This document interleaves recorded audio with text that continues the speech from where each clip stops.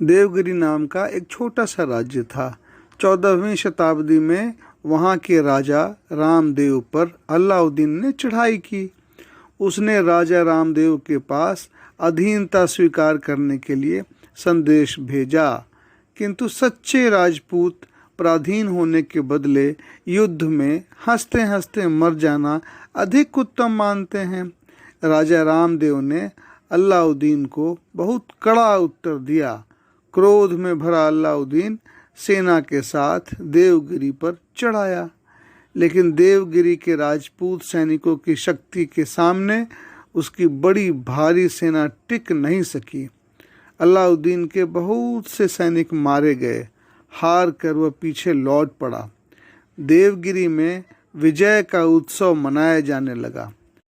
राजा रामदेव की सेना का एक मराठा सरदार किसी पिछले युद्ध में मारा गया था।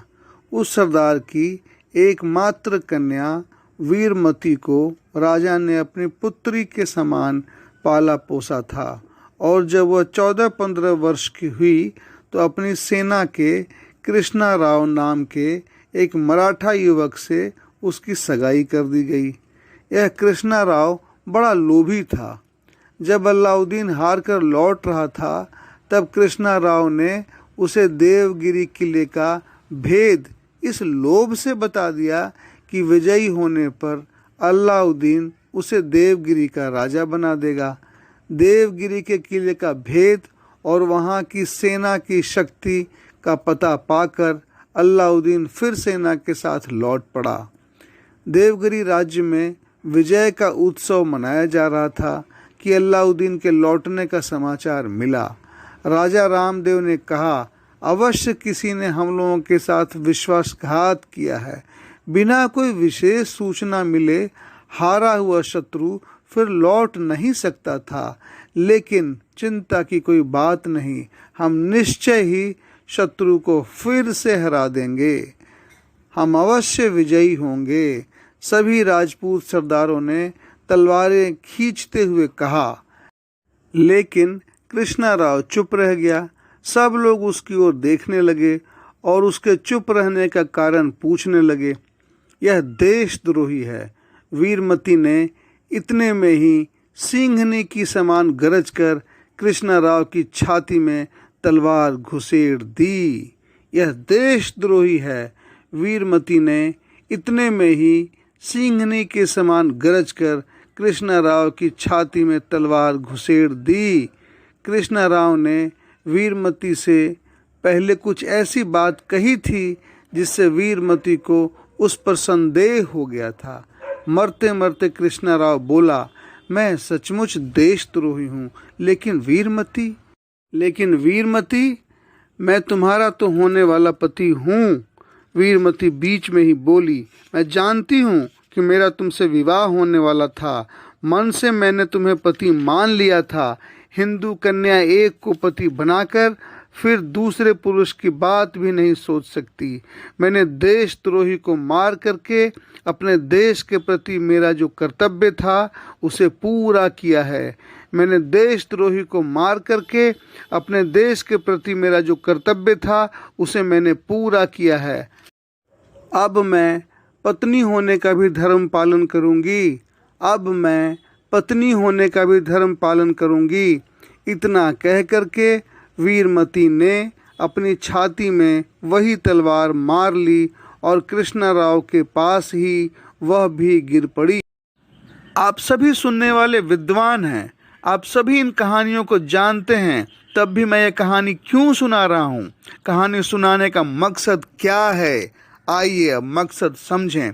पहला, हम सबको अपने बहादुर बेटियों की कहानियां जानना चाहिए, क्योंकि देश में गिरते हुए संस्कार को बेटियां बेटों से ज़्यादा बेहतर तरीके से बचाने का काम कर सकती हैं।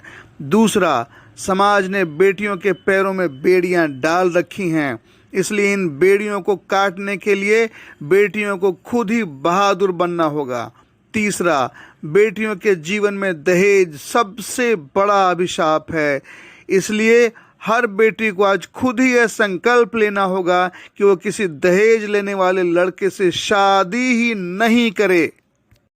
कोई पढ़ा लिखा लड़का नौकरी प्राप्त करके क्लर्क, कलेक्टर या डॉक्टर बन जाए और तब शादी में दहेज के नाम पर रुपया मांगे, यह तो पाप है।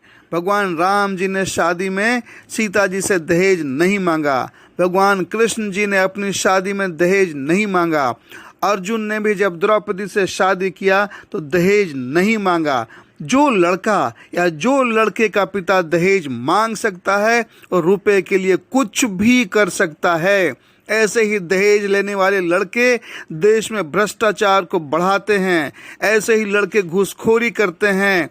जरा बात को समझें। जो अपनी पत्नी से दहेज ले सकता है वो मौका मिलने पर क्या अपने देश को नहीं बेच सकता? इसलिए हर गांव, हर ब्लॉक, हर जिले में जितने भी स्कूल कॉलेज हैं वहां दहेज विरोधी मासिक संकल्प सभा होनी चाहिए जो लड़कियां खुद संभालें।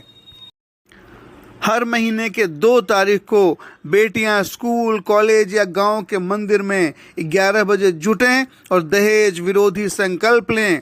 दहेज को समाज नहीं रोकेगा, दहेज को लड़के भी नहीं रोकेंगे। इसलिए दहेज के खिलाफ लड़कियों को एकजुट होना होगा। इस तरह एकजुट होकर अगर एक गांव या एक ब्लॉक की लड़कियां दहेज वाली शादी से मना कर दें तब दहेज का मुकाबला किया जा सकता है। अगर 2 या 3 साल भी लड़कियां दहेज वाली शादी नहीं करें तब समाज बदल सकता है। यही करना होगा, उपाय कोई और है नहीं। एक और दुखद बात है और वो यह है कि समाज में बलात्कार की घटनाएं बढ़ रही हैं। इसलिए खुद बेटियों को मुकाबला करने के लिए मजबूत होना पड़ेगा। ध्यान से सुने। जैसे हमारे मंदिर होते हैं वैसे ही सिख लोग अपने मंदिर को गुरुद्वारा कहते हैं। गुरुद्वारा का मतलब होता है गुरु का द्वार, यानी गुरु का दरवाजा। दूसरी बात यह समझने की है कि गुरुद्वारा में गुरु नहीं होते, वहां पर ग्रंथ को ही गुरु माना जाता है, इसलिए उसे गुरु ग्रंथ साहब कहते हैं। इसी गुरु ग्रंथ साहब का वहां पाठ होता है। अब समझिए, हमारे मंदिरों में ग्रंथ नहीं होता और रोजाना कोई पाठ भी नहीं होता, तब आप ही बताएं, जिस मंदिर में गुरु नहीं हो, जिस मंदिर में ग्रंथ नहीं हो, जिस मंदिर में ग्रंथ का पाठ नहीं हो, उस मंदिर से कल्याण कैसे होगा? उस मंदिर से कल्याण कैसे होगा? इसलिए अब बेटियों को भी पुरुषों की तरह मंदिर में बराबरी की भागीदारी करनी ही चाहिए। बेटियों के मदद के बिना अब गांव के मंदिरों से संस्कार गायब हो रहा है। इसलिए मंदिर में रोज सवेरे आधे घंटे बेटियों को ही प्रवचन करना चाहिए या ग्रंथ का पाठ करना चाहिए। ग्रंथ के रूप में रामायण, गीता इत्यादि का पाठ कर सकते हैं। दूसरी बात, हर गांव में महावीर मंदिर जरूर होता है। सभी लोग महावीर जी के भक्त भी होते हैं, पर इन भक्तों में कोई वीर नहीं बनना चाहता, कोई पहलवान नहीं बनना चाहता। पहले तो लोग पहलवान बनते थे, पर आजकल लोग पहलवानी से एकदम दूर हो चुके हैं। इसलिए हर महावीर मंदिर के साथ अखाड़ा होना जरूरी है। इसलिए हर महावीर मंदिर के साथ अखाड़ा होना जरूरी है। जैसे वीरता के बिना महावीर जी की भक्ति पूरी नहीं होती।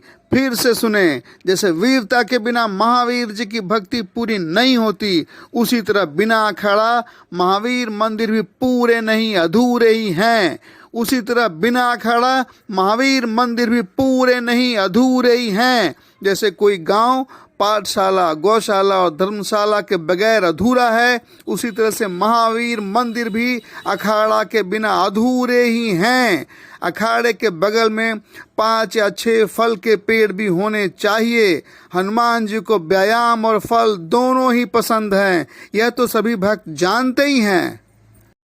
अब यह भी सुने, हरियाणा के भिवानी जिले के बलाली गांव की मिट्टी देश के लिए सोना जीतने वाली चैंपियन पैदा करती है। इसके लिए एक पिता ने कई सालों तक अपना पसीना बहाया है और उस पिता ने बार बार समाज के ताने सहे हैं। वह पिता अपनी छोरियों को छोरों के बराबर, या दूसरे शब्दों में कहें तो अपनी बेटियों को बेटे के बराबर लाने के संकल्प को पूरा करने के लिए कई सालों तक पूरी नींद नहीं सोया।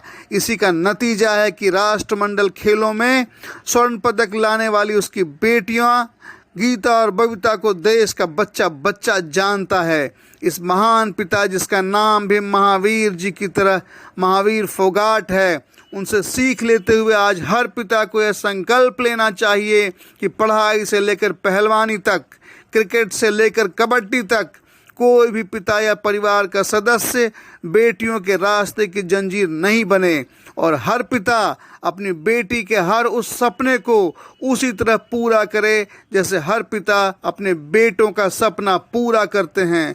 आप खुद सोच कर देखें, आप खुद सोच कर देखें, मेरी बेटियां बेटों से कम है क्या? हमारी छोरियां छोरों से कम है के? मेरी प्यारी बेटियों, अब मैं आपसे सीधा संवाद कर रहा हूँ। देखो, आपको गीता और बबीता जैसी पहलवान या मेरी कॉम जैसी बॉक्सर बनना ही पड़ेगा। यह कोई बुरी बात नहीं है।